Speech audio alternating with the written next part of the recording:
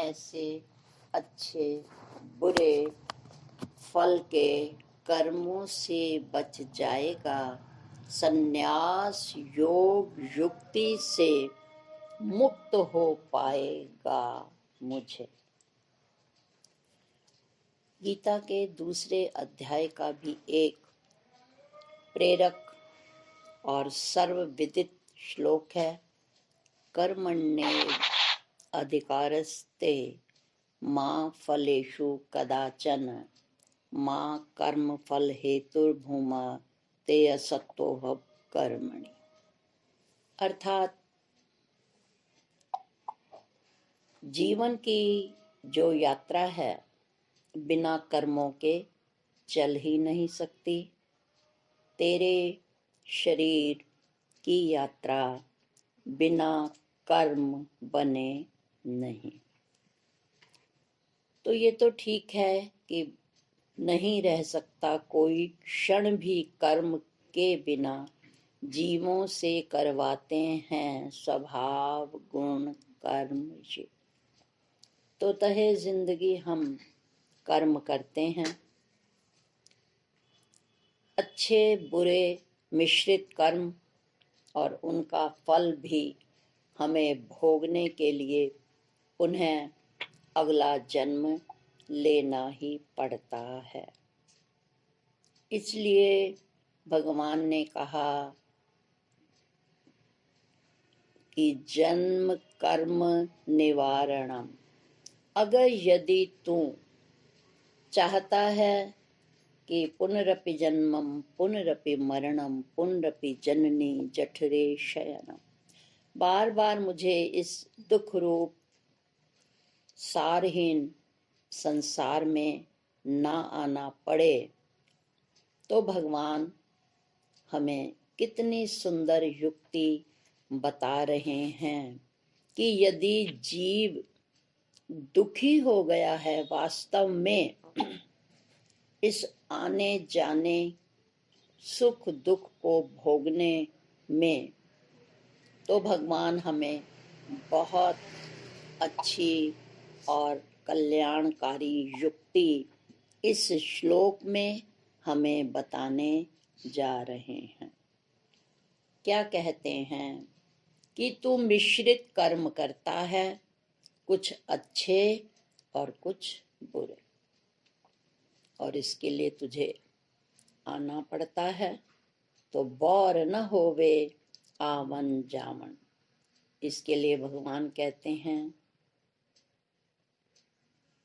सिर्फ तुझे क्या करना होगा, जब भी तू कर्म करता है उस समय कर्तापन को छोड़ देना और कहना कि हे प्रभु तेरा तुझको अर्पण क्या लागे मेरा। तूने शक्ति दी, ये 5 ज्ञान इंद्रियां हैं, 5 कर्म इंद्रियां हैं, ये तेरी सत्ता से ही कार्य कर रही हैं। ये ठीक ठीक दिशा में कार्य कर सकें, इसलिए विधान ने विधि ने इनके देवताओं को भी नियुक्त किया है और अपने अपने देवताओं की अध्यक्षता में ये सब इंद्रियां अपना अपना काम कर रही हैं। मैं कुछ भी नहीं करता, दृष्टा ये जब है लखे, मैं गुणों से परे हूँगा, जाने जो ऐसा जानता है मुझ में मिले।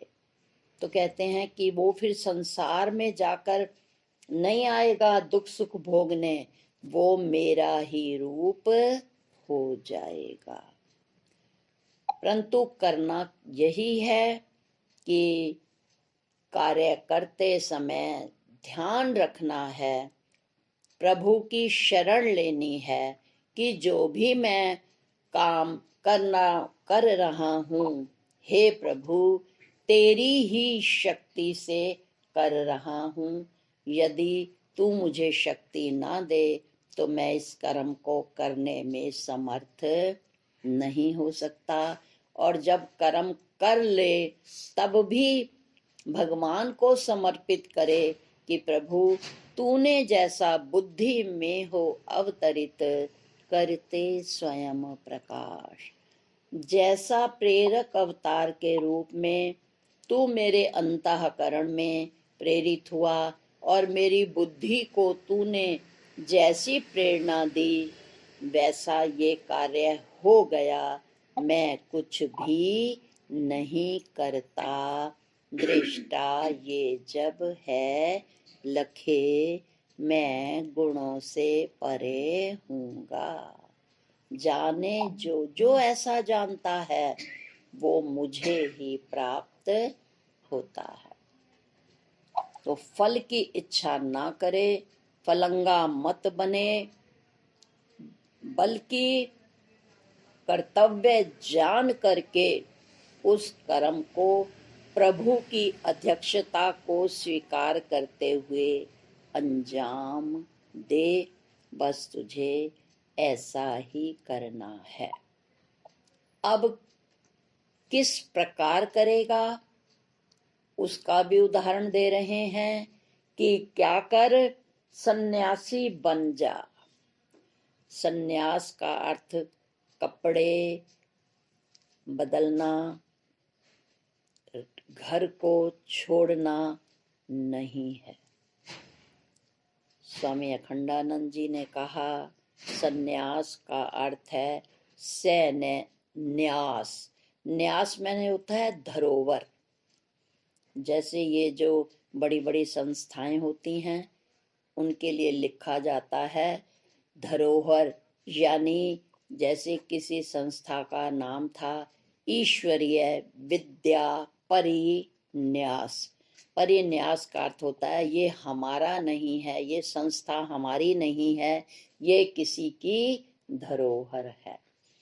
तो स्वामी अखंडानंद जी ने कहा न्यास शब्द का अर्थ है धरोहर, और वो धरोहर का मतलब है वो किसी और की है, वो मेरी नहीं, ऐसी भावना उर में धर ले, धारण कर ले।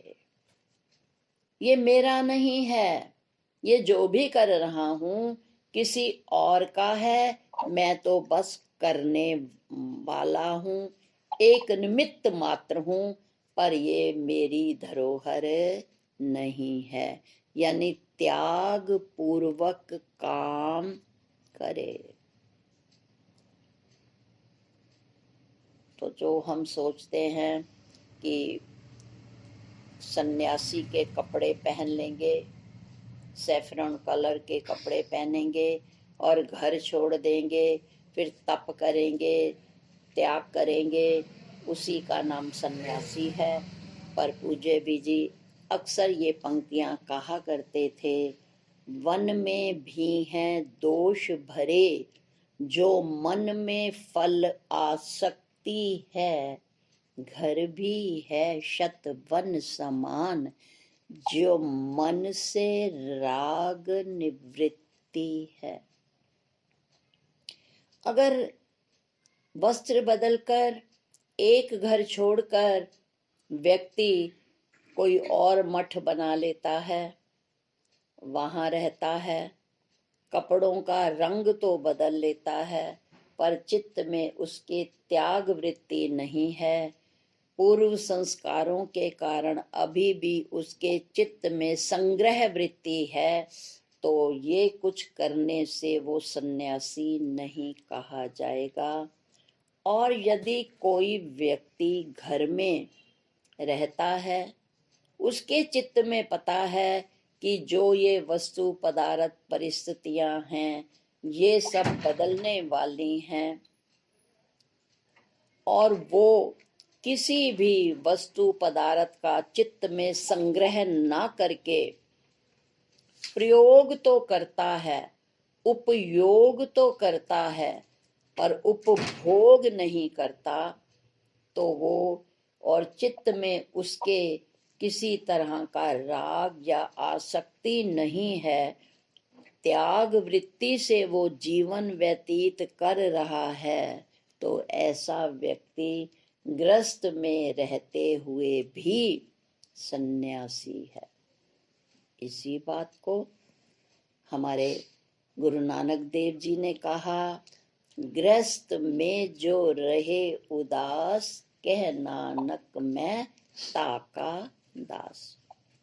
वो कहते हैं घर छोड़ना, वस्त्रों को रूपांतरित कर देना फिर भी आसान है, पर ग्रस्त में रहकर सभी कार्य व्यापारों से उदासीन का मतलब उदास नहीं है, संधि के अनुसार है उत आसीन। इन सब कार्यकलापों से उत मैंने ऊपर यानी असंग होकर ग्रस्त में रहते हुए सभी गृहस्थी के कार्यों को असंगता पूर्वक चित्त में आसक्ति न रखकर यदि वो कर्तव्य पालन करता है तो समझो वह भी उदासीन है, किसी संत से कम नहीं है। तो इस संदर्भ में भगवान कह रहे हैं, संन्यास शब्द का अर्थ उन्होंने क्या लिया कि इसी तरह से व्यक्ति सारे जितने भी जीवन से संबंधित कर्म हैं उनको यदि आसक्ति रहित होकर और त्याग पूर्वक करता है तो वह सच्चा सन्यासी है। कहते हैं कि यदि कोई व्यक्ति किसी समाज या राष्ट्र के लिए निष्काम और त्याग पूर्वक काम करता है कि किसी मेरे समाज के व्यक्तियों का भला हो जाए या देश का भला हो जाए, तो जो व्यक्ति घर में रहते हुए भी हमेशा दूसरों की भलाई के लिए बिना कुछ सम्मान की इच्छा किए, बिना कुछ सर्टिफिकेट को प्राप्त करने की चाह लिए निष्काम और त्याग पूर्वक काम करता है तो वह सन्यासी ही है। स्वामी रामकृष्ण जी के पश्चात विवेकानंद जी जब उनके उत्तराधिकारी बने, उनके साथ बहुत से उनके साथी, उनके गुरु भाई सन्यासी भी थे, क्योंकि विवेकानंद जी बहुत बुद्धिमान दूरदर्शी थे, आकर्षक उनकी भाषा थी। तो एक बार उन्होंने अन्य जो बटुक रहते थे के सन्यासी भाई थे, उनको कहा था कि मैं ऐसे जिज्ञासु या ऐसे साधक नहीं चाहता जो केवल आश्रम में रहकर पठन पाठन मात्र करें, याद करें, सुने, सुना दें, गुरु की बात के प्रचार के लिए दूर दूर गांवों में चले जाएं। मैं केवल सन्यासी का कर्तव्य इतना मात्र नहीं समझता। मुझे अपने इस आश्रम में ऐसे सन्यासी तैयार करने हैं जो अगर राष्ट्र को अन्न की जरूरत पड़े तो वो निष्ठा, निष्काम भावना और आश्रम का त्याग करके खेतों में जाकर भी हल चलाने की क्षमता रखें। मुझे इस आश्रम में ऐसे सन्यासियों की आवश्यकता है। देश को जब सुरक्षा संबंधी खतरा हो तो वो एक सैनिक के रूप में सब कुछ त्याग कर देश की सीमाओं की रक्षा के लिए तत्परता से खड़े रह सकें। इतना ही नहीं, यदि देश में दुर्भाग्य से कभी कोई बीमारी आ जाती है तो एक चिकित्सक के रूप में दिन और रात अपने शरीर की परवाह किए हुए, एक डॉक्टर के रूप में उनकी सेवा के लिए यदि वो तत्पर रहते हैं, तो मैं उन्हें ही सन्यासी समझता हूँ।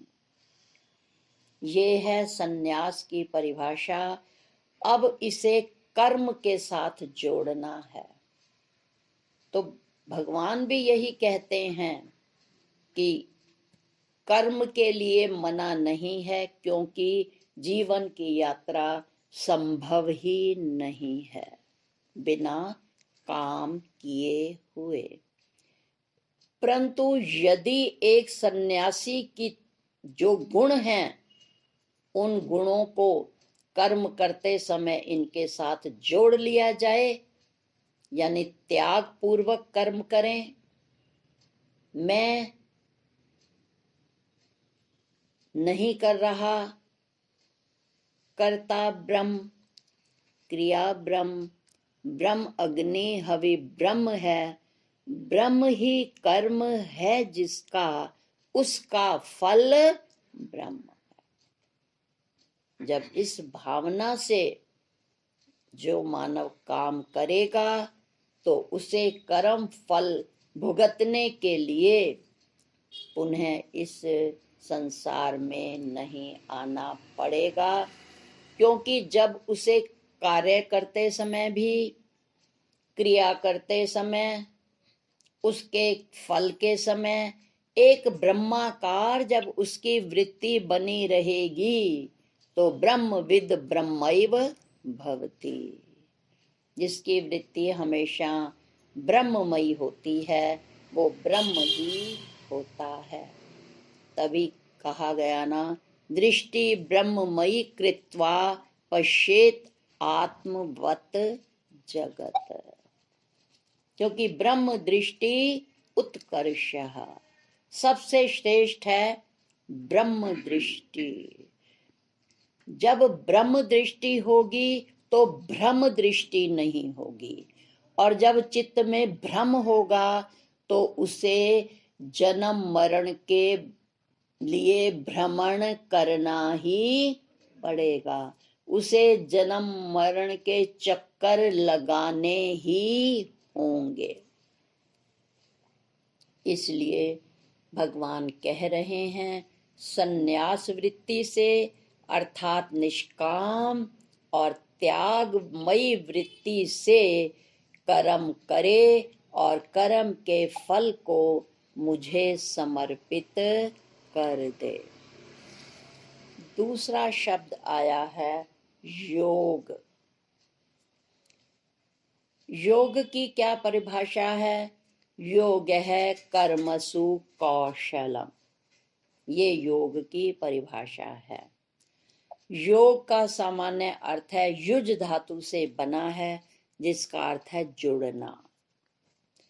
कहते हैं कर्म से तो जुड़े, पर कर्म फल से न जुड़े। कर्म में तो अपनी पूरी शक्ति लगा दे, पूरी शिद्दत के साथ, पूरी निष्ठा के साथ कर्म करे। निष्ठा के साथ तो करे, साथ निष्काम होकर करे।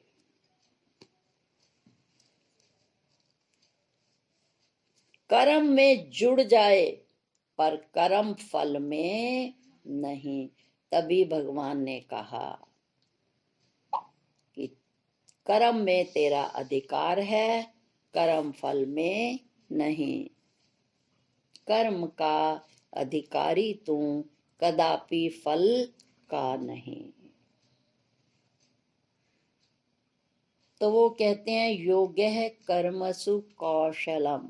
कौशल का अर्थ है निपुणता। अब निपुण का क्या अर्थ है? वो कहते हैं जिसके चित्त में नी मैंने नहीं, पुण्य मैंने पुण्य की भावना नहीं होती। निपुण, नी पुण्य, नी मैंने नहीं।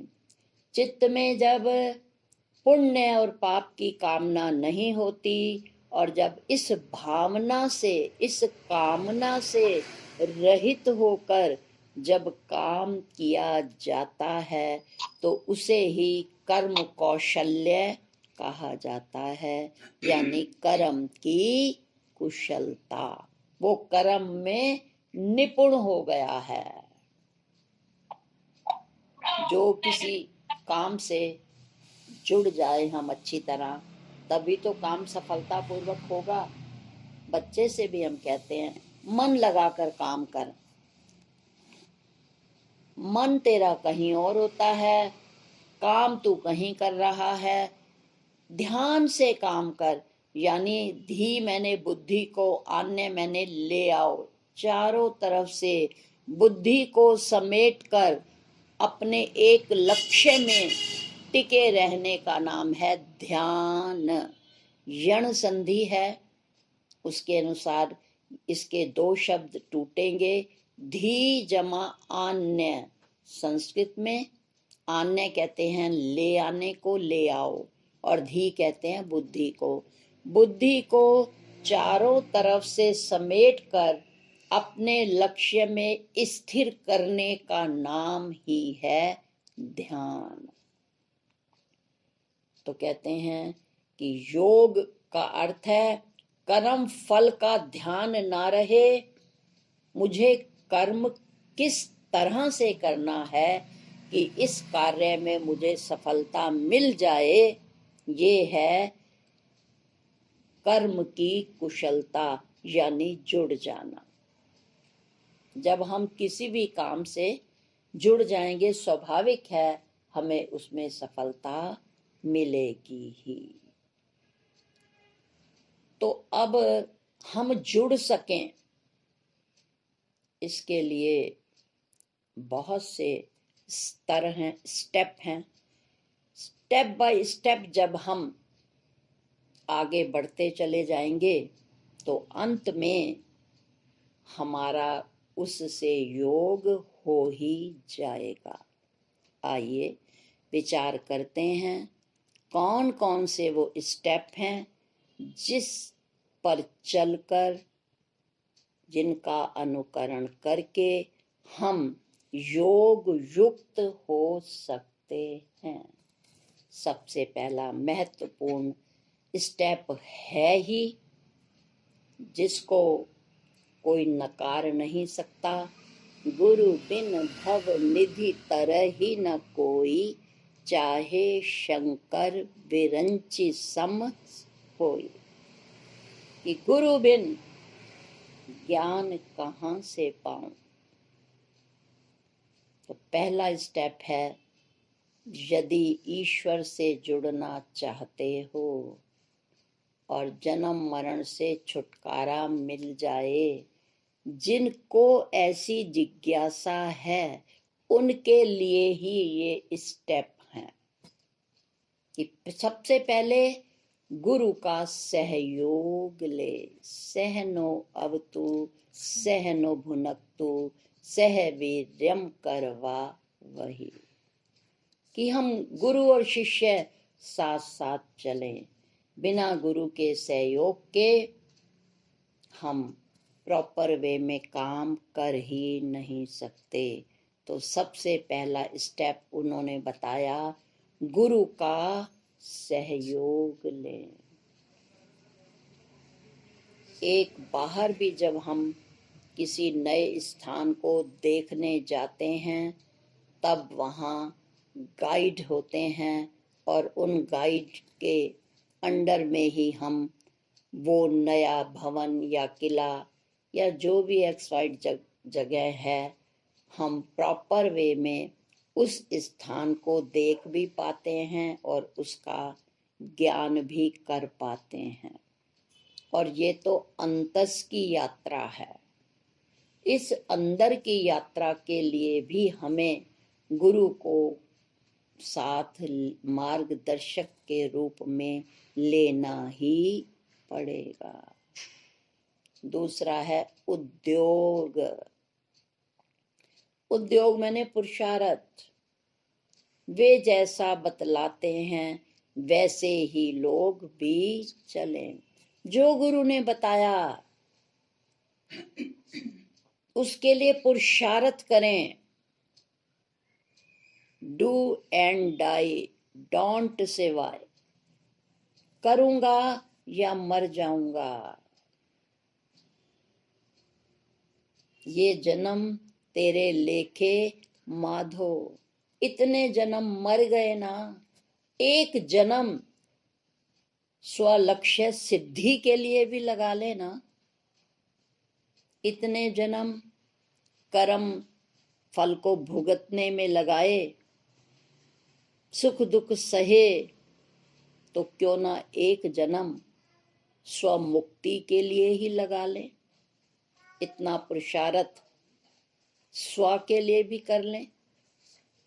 संसार में कोई भी काम बिना मेहनत के कभी पूरा नहीं होता।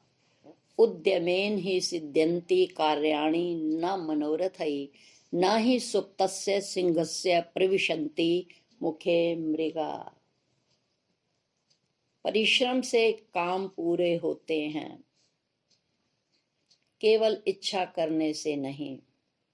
अगर एक शेर पकड़ने का उद्योग ना करे, पशुओं को पकड़ने का, तो बैठे बैठे वो बैठा रहे और इच्छा करे कि मेरा जो भूख है वो मिट जाए, तो इस इच्छा और कामना को करके वो बैठ जाए, तो क्या पशु अपने आप आ जाएंगे उसके भक्षण के लिए?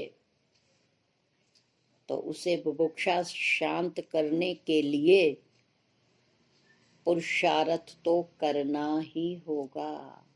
और यदि हमें भी जिज्ञासा है, हमें भी भूख है मोक्ष की या स्वरूप को जानने की, तो उसके लिए भी परिश्रम तो करना ही पड़ेगा।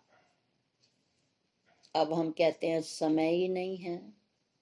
उसके लिए भी उन्होंने यही बात कही कि क्षण क्षण का सदुपयोग करें, गुरु का सहयोग लें, फिर जो वो बताते हैं वैसा उद्योग करें, मेहनत करें। पर हमारे पास समय ही नहीं है, तो वो युक्ति बता रहे हैं, एक एक पल का, क्षण का सदुपयोग करें।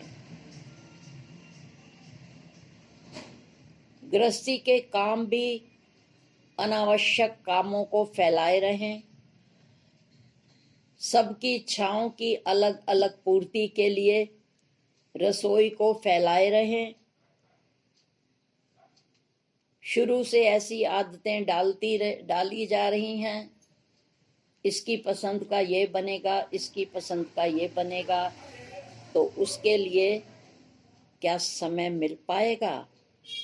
जितनी आवश्यकता है उतना भोजन ना बनाकर अनावश्यक वस्तुओं को उसमें सम्मिलित करते रहें स्वाद के लिए, और पर इच्छा पूर्ति के लिए तत्पर रहें, तो हम तो स्वार्थी भी नहीं हैं। हमने स्व के अर्थ के लिए, स्व के प्रयोजन के लिए हमने क्या किया? भजन एक आता है ना, में जा रही है मोल जिंदगी,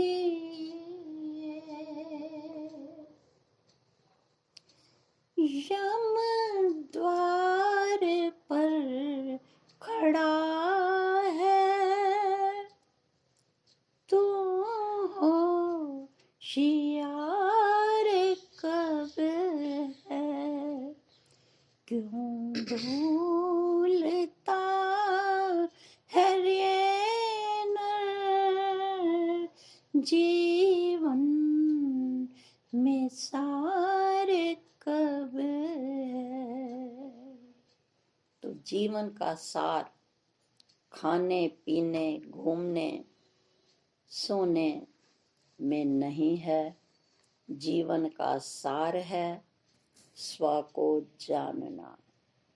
तो वो कहते हैं यदि उससे जुड़ना चाहते हो, एक एक क्षण का सदुपयोग करो। जैसा कि बीजी महाराज भी कहा करते थे कि एक साधक का जीवन घड़ी की सुइयों के अनुसार होता है। साधक वो है जिसका सा धक धक करता रहता है। आज का दिन भी गया, अभी पीछे मैं होकर आई थी, उस बात को 8 दिन भी हो गए। अरे 8 दिन गुजर गए। इन 8 दिनों में मैंने स्व के लिए क्या किया? मैंने सारा समय पर के लिए गवा दिया। मैंने सारा समय धन कमाने के लिए गवा दिया। आत्म धन के लिए इन 8 दिनों में मैंने कितना समय निकाला? जब तक बैठकर अपनी मनोवृत्तियों को साधेंगे नहीं तो हम साधक नहीं हैं। और जब तक साधक नहीं बनेंगे तब तक अपने लक्ष्य को साध ही नहीं सकते। तो सबसे पहले तो यह है कि साथ धक धक करना चाहिए। अरे इस बात को 1 महीना गुजर गया, बार बार उस वृत्ति को दोहराया जाता है। 1 महीना इस बात को गुजर गया। अभी तो उस दिन तो मैं उसके घर गई थी, उसको 8 दिन गुजर गए। बैठकर मूल्यांकन करना ही होगा कि इन 8 दिनों में मैंने सबके लिए सब कुछ किया। रे मन, तूने अपने लिए कितना समय दिया? तो जब तक जीवन के क्षणों का हिसाब किताब नहीं रखेंगे, मूल्यांकन नहीं करेंगे, इन पलों को नहीं संभालेंगे, तो क्या सोचते हैं अपना लक्ष्य साध लेंगे? ऐसा नहीं।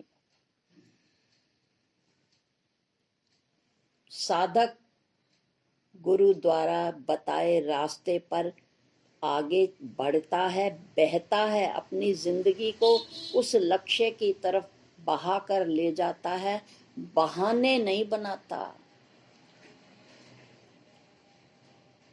तो संत कहते हैं गुरु के ज्ञान की धारा में बहने की कोशिश करिए, मन के बहानों की धारा में मत बहिए, वरना उल्टी तरफ ले जाएगा और सारा जीवन उलट पुलट हो जाएगा।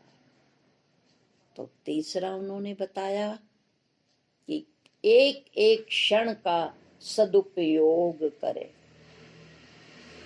जब समय बचेगा तभी तो बैठकर अभ्यास करेंगे, तभी तो बैठकर मनन करेंगे कि क्या बताया था। जब सारा दिन ही सांसारिक कार्यों में व्यतीत हो गया और हमने क्षणों को सहेजा ही नहीं, तो संसार ने आज तक ना हमें समय दिया है ना देगा। और महापुरुष कहते हैं कि खट खट में से ही पानी पीना पड़ेगा। बहुत बार ये कहानी हम सुन चुके हैं, प्रसंगवश संक्षिप्त में एक बार फिर सुन लेते हैं कि एक बार कोई अंग्रेज अपने घोड़े पर सवार होकर जा रहा था। तब यहाँ भारत में अंग्रेजों का ही राज था। वो निरीक्षण के लिए चक्कर लगा रहा था। घोड़े को प्यास लगी, पानी की तलाश में वो आगे बढ़ता गया और अंततः उसे एक कुआं दिखाई दिया जहाँ कोई किसान पानी खींच रहा था। घोड़े से उतरकर सैनिक ने कहा, भैया घोड़ा प्यासा है, जरा इसको पानी पिलाओ। उसने कुएं में रहट लगा था, उसने कुएं में बाल्टी डाली और रहट ने आवाज करनी शुरू कर दी। उसने वो बाल्टी वहां रखी और फिर उस रहट को चला दिया। तो सैनिक ने कहा, भैया इसको बंद कर दो और पानी दो, घोड़ा प्यासा है, इसे काफी पानी की जरूरत है, और बाल्टियां लाओ और इसको पानी पिलाओ। और जब घोड़े के आगे बाल्टी रखी गई, वो बिदकने लगा। किसान को सैनिक ने कहा, ये अपनी जो मशीन है बंद कर दो, इसका शोर सुनकर मेरा घोड़ा डर रहा है और पानी नहीं पी रहा। किसान ने कहा, श्रीमान जी, अगर मैं इसको बंद कर दूंगा तो पानी आएगा ही नहीं। ये चल रहा है, इसकी आवाज हो रही है, ये बात तो सही है, पर जब तक ये चलेगा नहीं तो पानी की बाल्टी खींचकर अपने आप बाहर आ ही नहीं सकती। घोड़ा यदि पानी पीना चाहता है और आप इसे पिलाना चाहते हैं तो इसको इस खट खट की आवाज में ही पानी पीना पड़ेगा। तो संत इस रूपक के माध्यम से हमें भी समझा रहे हैं कि रात दिन जो हम कामों में लगे रहते हैं, ये जीव संलग्न रहता है। यदि इसको अपना काम बनाना है तो इस संसार की हलचल, कामों की अधिकता में से, इसकी खटपट में से समय तो निकालना ही होगा। और यदि ये करते रहेंगे, अब नहीं करूँगा मैं तब करूँगा, मैं तब नहीं करूँगा मैं जब करूँगा, तो तब जब करते करते वो यही कहेगी कि आकर फिर मौत कहेगी, ये गया वक्त गुजर, अब चल चल चल। इससे पहले कि इसके यम द्वार पर आ जाए, ये जो यह को हम मैं समझते हैं और सारा समय यह और मैं के कामों के लिए अपना समय निकाल देते हैं, और अंत में झलिया झलिया तो खाली हथ आया, ते खाली हथ चलिया। आइए फिर विषय पर आते हैं। संत बताते हैं कि यदि तुम ईश्वर से मिलना चाहते हो तो अगला है प्रयोग। संत भी इस क्रम में हमें बता रहे हैं कि हमें घर जाकर जो भी बताया गया उसको अपने ऊपर घटा करके देखें कि वो घट भी रहा है या नहीं, पूरा उतर भी रहा है या नहीं, उसमें हमें सफलता मिल भी रही है या नहीं।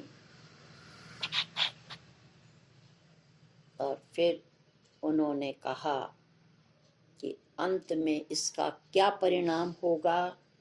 संयोग और वियोग के दुख से आप परे हो जाएंगे।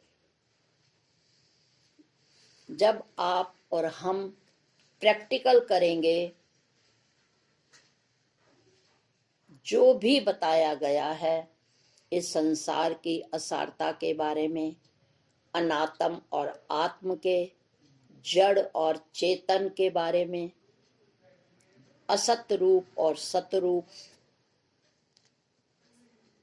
सार और आसार, रहने वाले और बहने वाले के बारे में जब हम विचार करेंगे, प्रैक्टिकल करेंगे घर जाकर कि जड़ क्या क्या जड़ है और इसमें चेतन कौन है, किसमें जड़ के लक्षण घटते हैं, किसमें चेतन के लक्षण घटते हैं, कौन सुख रूप है,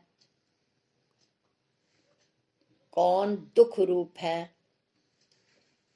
मैं आनंद रूप कैसे हूं। जब इन बातों पर विचार करेंगे और फिर निष्कर्ष निकलेगा कि शरीर और शरीर की परिस्थितियों से, सफलता और असफलता के भाव से, संयोग और वियोग से, सुख और दुख से अपने को परे समझो। जो स्वस्थ होता है वही स्वस्थ होता है, और जो पर में स्थित रहता है उसके जीवन में ही परिस्थितियां आती हैं। तो रे मन, तुझे अगर तू पर में रहेगा तो परिस्थितियों का सामना तो करना ही पड़ेगा। अगर तू हमेशा पर में रहेगा तो परेशानियां तो जीवन में आएंगी ही। तो हे मन, तू स्व में स्थित हो जा। स्व में स्थिति का मतलब है स्व स्थिति या स्वस्थ। तो स्वस्थ कौन है? जो शरीर की बीमारियों से रहित है। जिसके शरीर में बीमारियां नहीं हैं वो शारीरिक रूप से भले ही स्वस्थ हो सकता है, पर जिसका मन निर्बल नहीं निर्मल हो जाता है। क्योंकि भगवान रामायण में भी कहा, निर्मल मन जन सोहि मोहि पावा, मोहि कपट छल छिद्र न भावा। तो ये इस मन को मल रहित करना है, निर्मल करना है।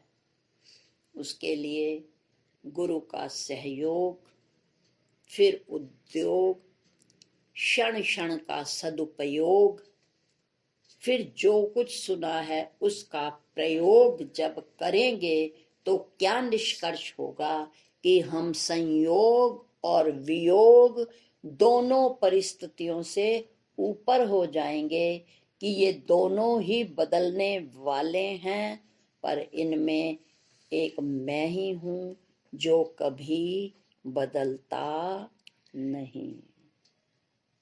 तो उसके लिए भगवान कहते हैं, जब तुम व्यवहार में उतरो तो जो भी कर्म करो तब उसे मेरे अर्पण कर दो।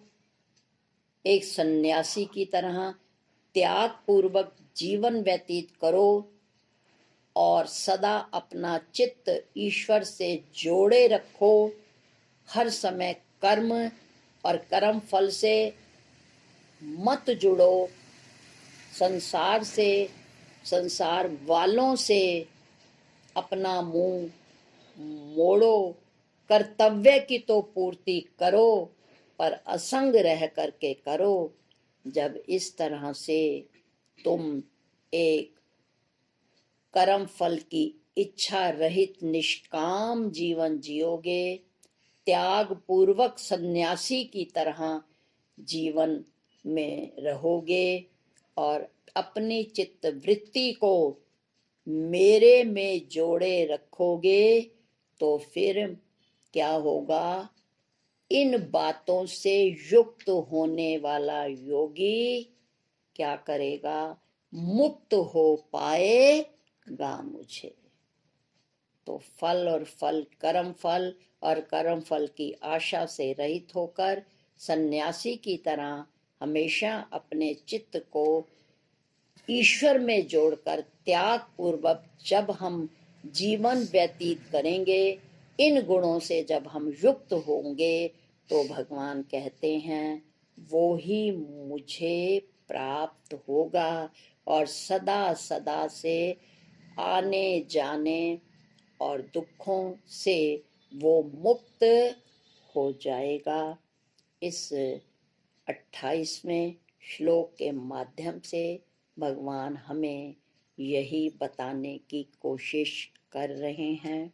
और आज का एक छोटा सा सूत्र है, हर बार की तरह हम सजग रहें, घर जाकर कुछ ना कुछ करने के लिए हमारे पास हो, इसलिए एक छोटा सा सूत्र अवश्य दिया जाता है।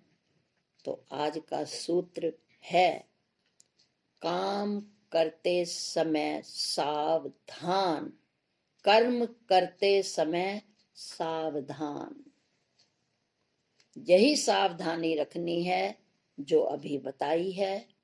एक बार फिर दोहरा देती हूँ, कर्म से तो जुड़ना है, असंग भाव से, कर्तापन से रहित होकर निष्काम कर्म करते हुए अपना दैनिक कार्यों को पूरा करना है। और यदि जो पिछले कर्म जो हम कर चुके हैं, संचित कर्म जो अब हमें प्रारब्ध के रूप में अब मिल रहे हैं, उन कर्मों को जब हम भोगें तो धैर्य रखें कि हे मन, ये भी भुगतान हो ही जाएगा। अब कर रहा है तो दुखी हो रहा है ना मन, तो यदि तू चाहता है कि तुझे आगे इन दुख रूप कर्मों का फल ना भोगना पड़े, तो सावधान हो जा, जैसा कि भगवान ने इस श्लोक में हमें हमारे कल्याण के लिए बताया है। तो आज इन्हीं सूत्रों के साथ यहीं वाणी को विराम, कि कर्म करते समय सावधान रहें और भुगतते समय धैर्यवान रहें। ओम शांति शांति शांति।